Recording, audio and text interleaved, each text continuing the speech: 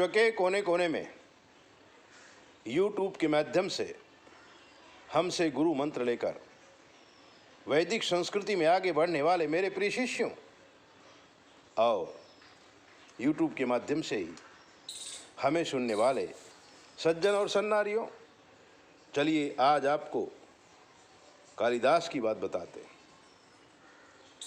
भारतवर्ष में या विश्व में ऐसा कोई भी व्यक्ति नहीं होगा जो कालिदास का नाम न सुना हो। कालिदास बहुत बड़े विद्वान थे। राजा भोज की दरबार में 9 रत्नों के प्रमुख थे। शकुंतला, रघुवंश महाकाव्यम आदि अनेक ग्रंथों की रचना उन्होंने की है और उसमें दिव्य ज्ञान भरा हुआ है। मित्रों, कालिदास राजा भोज की दरबार में एक बार प्रवेश करते हैं। राजा भोज उनसे प्रश्न करता है। राजा भोज कब उत्तर देते हैं और जो 9 रत्न के दरबार में पंडित लोग बैठे होते थे वो कभी खंडन करते हैं, कभी मंडन करते हैं। यानी कि उस समय विद्वान लोग इकट्ठा होकर के चर्चा करते थे धर्मशास्त्रों की, ग्रंथों की, नीति के, नियम की। वही मेन मनोरंजन था। सुनने वाले लोग राज दरबार में बैठे रहते थे और ज्ञान लेकर के जाते थे। वो ज्ञान का युग था, ज्ञान की ही बातें होती थी। आजकल लोग अपने जीवन से श्रुति को भगा दिया है, यानी कि वो सुनते नहीं है। बड़े बड़े ज्ञानी लोग जब कुछ हमें सुनाना चाहते हैं तो हम सुनना ही नहीं चाहते, क्योंकि हम खुद समझते हैं कि हम बहुत होशियार हैं। थोड़ा सा पैसा क्या हो गया, थोड़ा सा जीवन क्या मिल गया, हम अपने आगे किसी को समझते ही नहीं है। और असली धन तो विद्या है। विद्या धनम सर्वधन प्रधानम। विद्या धन ही सबसे बड़ा धन है। चोर न इसे चोरी कर सकता है, भाई न इसमें बंटवारा करवाता है। अव्यये कृते वर्धते एव नित्यम।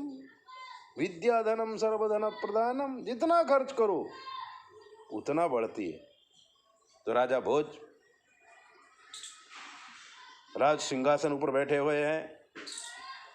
सभा में कालिदास जी प्रवेश करते हैं और प्रवेश करते ही राजा भोज ने कालिदास को कहा कि पधारिए मूर्खराज। इतना बड़ा विद्वान और राजा के मुख से अपने आप को मूर्ख सुनकर कालिदास ने सामने प्रश्न किया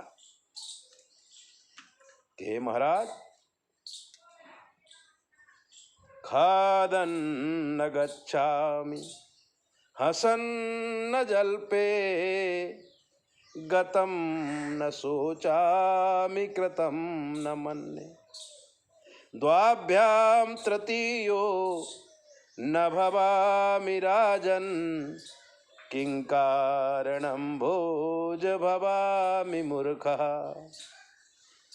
खादन न गच्छामि, खाते खाते मैं चलता नहीं हूँ। हसन न जल्पे, और हंसते हंसते मैं बात नहीं करता हूँ। आपने देखा होगा कितने लोगों की ऐसी आदत होती है कि वो बात करेंगे और हंसने लगेंगे। हंसने का कोई समय हो, हंसने की कोई बात हो तो हंसना चाहिए, नहीं तो नहीं हंसना चाहिए। तो गुजरात में कहते हैं कि रोती राण और हंसता पुरुष। इसका कभी विश्वास नहीं करना चाहिए।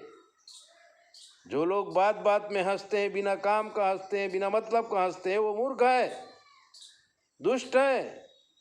उनका विश्वास मत करो। हसन न जल्पे, हंसते हंसते मैं बात नहीं करता। द्वाभ्याम तृतीयो न भवामि राजन। अगर दो आदमी कोई बात कर रहे हैं तो मैं तीसरा उसमें टपक नहीं पड़ता हूं। आपने देखा होगा कई लोगों की ऐसी आदत होती है, दो आदमी बात कर रहे हैं तो तीसरा कहेगा नहीं साहब ऐसा नहीं ऐसा है। उससे किसी ने पूछा नहीं, पर अपने आप को ज्ञानी समझते हुए वो बीच में टपक पड़ता है और उन दोनों की बातों में विघ्न डाल देता है। वो मूर्ख है। द्वाभ्याम तृतीयो न भवामि राजन किं कारणम भोज भवामि मूर्खः। तो प्रभु द्वाभ्याम तृतीयो न भवामि राजन, दो आदमी बीच में मैं गिरता नहीं हूं, बात नहीं करता हूं। तो आप मुझे बताइए कि मैं मूर्ख कैसे हुआ। राजा ने कहा उत्तर मिल गया। राजा कुछ बोला नहीं, लेकिन उत्तर क्या मिला। राजा अपनी रानी को मिलने के लिए राजमहल में जाता है। वो रानी अपनी दासी के साथ बात कर रही होती है। उसी समय राजा जाकर के रानी को कोई काम बताता है तो रानी कहती पधारिए मूर्खराज। रानी ने राजा को मूर्ख कहा तो राजा ने कालिदास को मूर्ख कहा। कालिदास ने उसका जवाब दिया। राजा के दिमाग में बैठ गया बात तो सही है। और ये बातें हमारे जीवन में क्षण प्रति क्षण ऐसे आदमी हमको मिलते रहते हैं, लेकिन हम उनको गौर नहीं करते हैं और हमारा काम बिगड़ जाता है। इसलिए अगर ऐसे आदमी आपके जीवन में कभी आए तो उनका त्याग करिए, उनका संग मत करिए और 9825200108 पर कुछ भी पूछिए, मन का समाधान करिए।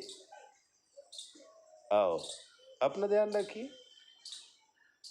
हमारे कमेंट बॉक्स से कोई नंबर लेकर के आप किसी को फ़ोन मत करो, क्योंकि कुछ ठगने वाले लोग हमारे कमेंट बॉक्स में अपना नंबर डालकर आपको बहकाने की कोशिश कर रहे हैं। अगर आप हमसे बात करना चाहते हैं तो 9825200108 पर फ़ोन करिए और पूछ लीजिए। जय बोले, अपना ध्यान रखिए।